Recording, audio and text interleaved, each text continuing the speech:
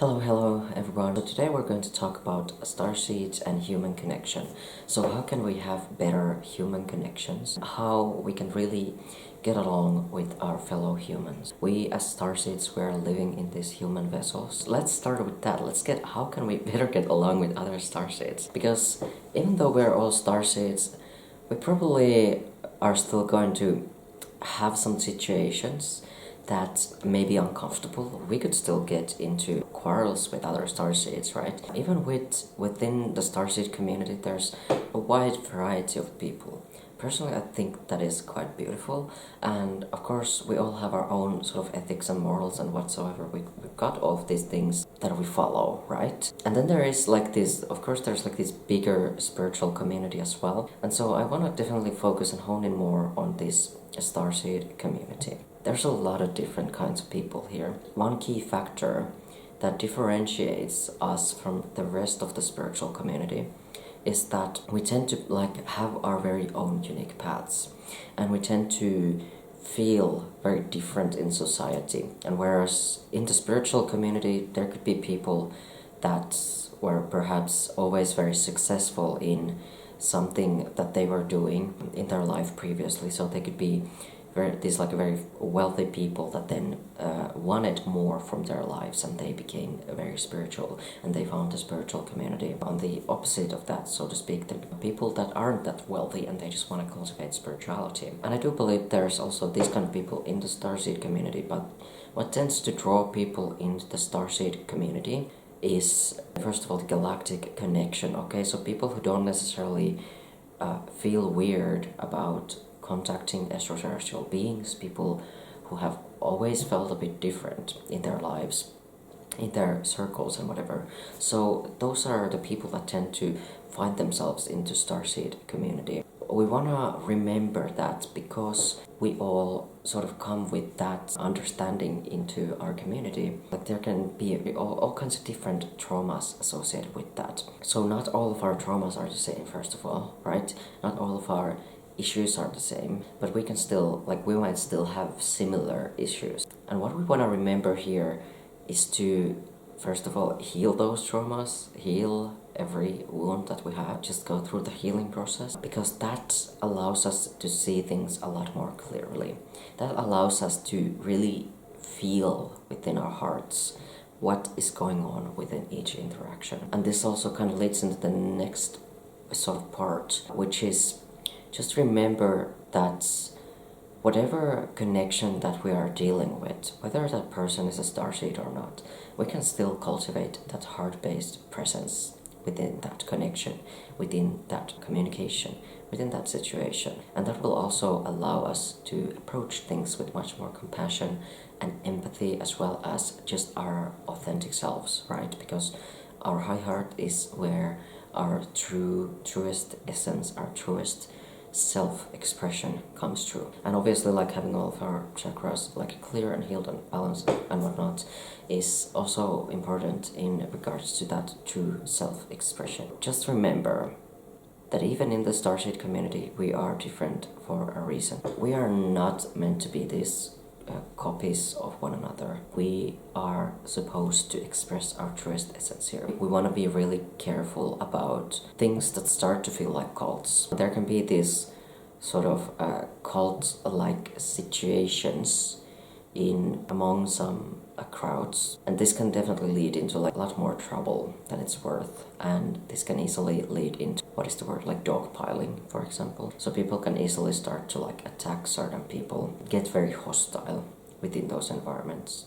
So when there's a group think where people aren't able to think for themselves, when people aren't able to express their own voice, right, that's where we get those troubles. And that's where we get more of that follower versus following and followed sort of dynamics, and we get that sort of a hierarchy between the cult leader versus the followers. That is what can cause a lot more problems within just our own expression, and also the way we deal with certain people, right? Because we might have this thing where maybe somebody says something about a certain other starseed or another channel or some spiritual leader or whatever, right? Then we can easily kind of have this distortion where we just believe everything that they say, where we don't really do our own digging, where we don't really dive deeper for ourselves to see what's really going on there. And like I've seen this a lot with, in regards to the way people speak about transgender people, they don't really go into it with compassion, and they don't really listen to us, first of all. They don't really listen to our experiences, what we have to say, but instead they just go into this dogpiling, and they go into this hate. I've seen that happen in so many, communities.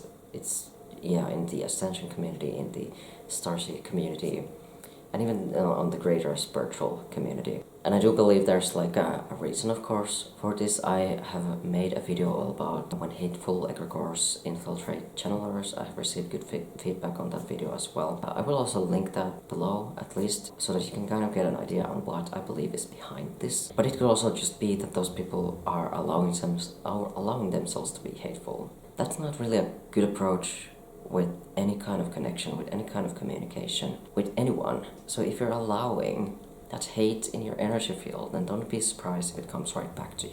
Don't be surprised if there's going to be like a karmic balancing going on there, because there could be, right? And there most likely is.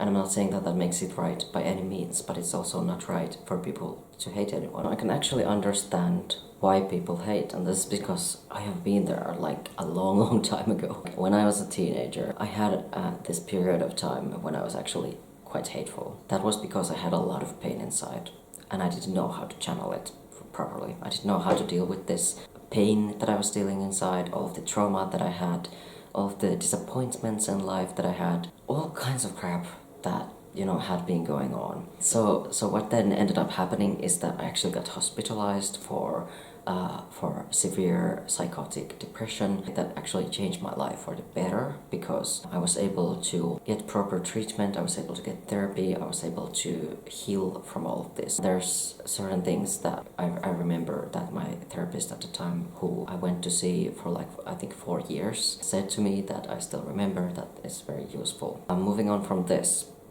while I understand where this hate can come from, it does still mean that we should do the deeper healing work, because some people just never choose to do that for whatever reason, and some people would rather sort of stick to their guns, stick to their opinions, instead of maybe looking at things from a different perspective, from a more compassionate perspective, and from a higher perspective. And this can happen even with the most skilled channelers and the tarot readers. I have seen it. I have seen this from several people, again, in several different communities, where they sort of resort to these programs that come from the hatred, rather than actually knowing what support is really like, without actually knowing what actually is really uplifting the frequency. That actually leads us into, that can really help us starseeds be in a better human connection, and to have much better human connections. And it is through the heart center,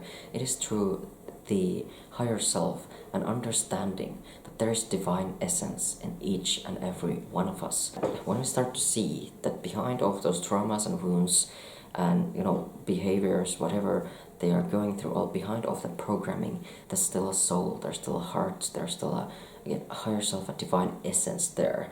So when we start to see people as that, instead of all of their conditioning, our entire lives start to change, our entire connections, communications and experience start to change, because we no longer look at them as what happened to them. We look at them as who they really are, and we start to respect people a lot more, and in return receive respect for ourselves. It's really a beautiful experience when we're able to witness others as their purest essence through the heart, when we're able to give and receive those light codes, those soul codes at ease and freely, which is freely given, which is freely received. Really start to embrace this reality that is based upon these higher principles. That does really help us having much more harmonious human connections. And also having this higher perspective can help us see the bigger picture of this human playground, so to speak, this little human game that we are playing in this reality. I actually made a video, you can watch it right here, right after this video. I hope to see you there. But before you go, do drop me a comment below what was your key takeaway from this video.